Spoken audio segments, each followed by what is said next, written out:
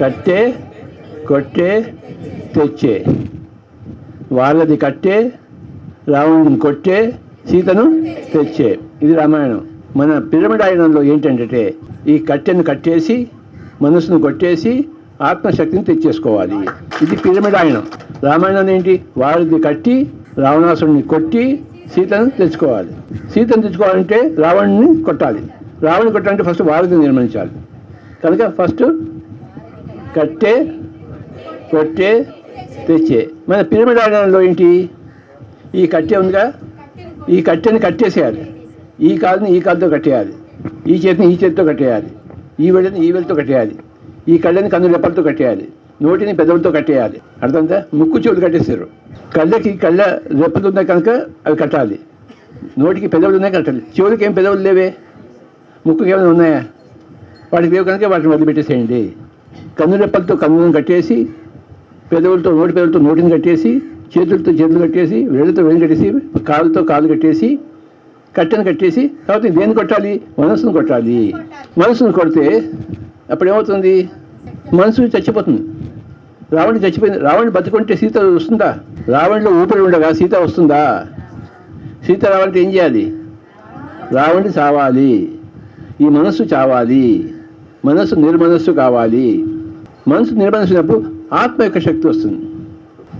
మనం ఆత్మ అయినా కూడాను ఆత్మశక్తి లేకుండా జీవిస్తున్నాం. ఎందుకంటే మనస్సు యొక్క ఆ ప్రబలంలో ఆత్మ క్షీణించిపోయింది, శుష్కించిపోయింది. మనసు ఎప్పుడైతే కొడతామో ఆత్మ ప్రబలమవుతుంది. సీత అంటే ఆత్మ యొక్క శక్తి, సీత అంటే ఆత్మ యొక్క సౌందర్యము, సీత అంటే ఆత్మ యొక్క మూలస్థానము. అది రావాలంటే మనకి ఏం చేయాలి? మనసును కొట్టాలి. మనసు కొట్టాలంటే ఫస్ట్ కట్టెని కట్టేయాలి. కళ్ళు ఇప్పకూడదు, చేతులు ఇప్పకూడదు, నోరు ఇప్పకూడదు, పెదవులు ఆడించకూడదు. కట్టెలా కూర్చోవాలి. కూర్చుని శ్వాస మీద ధ్యాస పెట్టగా శ్వాస మీద ధ్యాసతో కొడతాము. శ్వాస మీద ధ్యాస అంటే హనుమంతుడు. హనుమంతుడు లేకుండా రామాయణం ఉందా?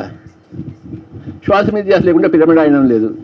ఈ శ్వాస మీద ధ్యాసతో మనసును కొట్టాలి, అది కొట్టబడుతుంది. పిరమిడ్ ఆయనము అంటే కట్టెని కట్టేసి మనసును కొట్టేసి ఆత్మశక్తిని తెచ్చేసుకోవాలి. సీత ఏం చేసిందంటే ఆ గీత దాటింది. గీత దాటి రావణాసుడు వచ్చి పట్టుకుని ఎత్తుపోయాడు. అప్పుడు రాముడు ఏడుస్తూ కూర్చున్నాడు. అంటే రాముడు ఆత్మ తన శక్తిని పోగొట్టుకున్నాడు.